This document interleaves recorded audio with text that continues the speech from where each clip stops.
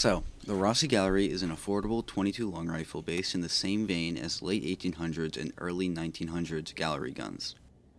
This rifle is marketed as a target or small game rifle, which can be had for around $300, give or take. This rifle comes with basically nothing. That is fine, but it would have been nice to see possibly a Picatinny adapter for the dovetail rail, but more on that later. It does come with a serviceable trigger lock, but I wouldn't really count on it solely.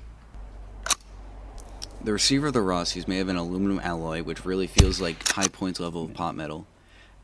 And the finish isn't a true bluing, although it doesn't look terrible either. I bought the polymer version of the gun, although it does come in a woodstock version, which does go pretty hard. Would you shut up, man? Listen. Polymer 1 isn't a bad look either and is generally cheaper, but doesn't have the cowboy or Wild West aesthetic. The polymer version comes with a more modern and tactical, air quote, front and rear sights. These are terrible sights. It comes with red and green night sights, which may be good for you. However, in my experience, it was just very difficult for me to get a good sight picture and actually be able to see my target. I wound up blacking out the rear sights with a Sharpie, which does the trick. This made it much easier to use for me.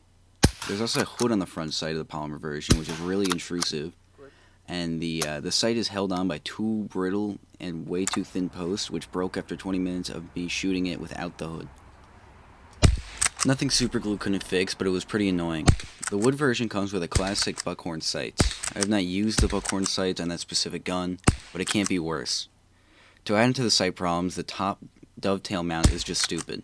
Why add night sights, M-lock, and all the tactical shit, sorry mom, then put on a dovetail mount?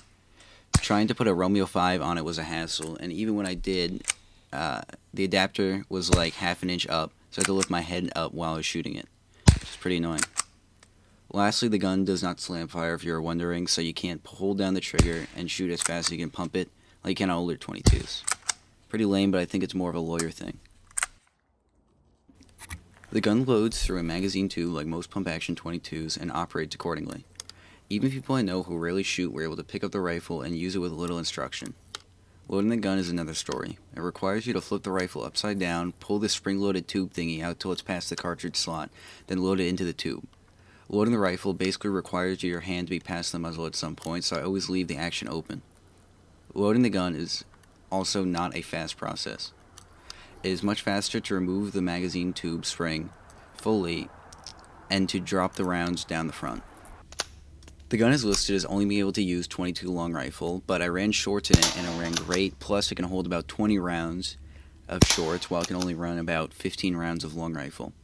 You can increase the capacity by thumbing in a round into the chamber, but this puts more wear on the extractor, but do what you want, I'm not your mom. I never actually grouped the rifle, but was able to hit a tin can repeatedly at about 50 yards. Chances are the accuracy of this gun is better than you and I can shoot at plinking distance, and if you want to shoot at random trash you put down range like me, it's more than adequate. Guns like the 1022 can be had for about the same price. I have one and they're fairly reliable, semi-auto, and have a detachable magazine. It uses a steel receiver, which is just better quality, and you can tell that pretty easily when handling. The top rail can be removed and replaced with Picatinny, and if you're looking to buy a .22 for purely form over function, the 1022 is going to be hard to beat. There are also a slew of other semi-auto and bolt-action .22s by Marlin and Savage, which are probably just going to be better overall and cheaper. That being said, using the pump just feels right and is a lot of fun. Now, older pump .22s can be had occasionally, and if you're lucky, for the same price as this gun, and are generally going to be able to slam fire, which is really awesome. I'd say if you can find a pump .22 that is slam fire for a good price, I'd take it over this. It's probably made better and it's going to last you longer than this gun will.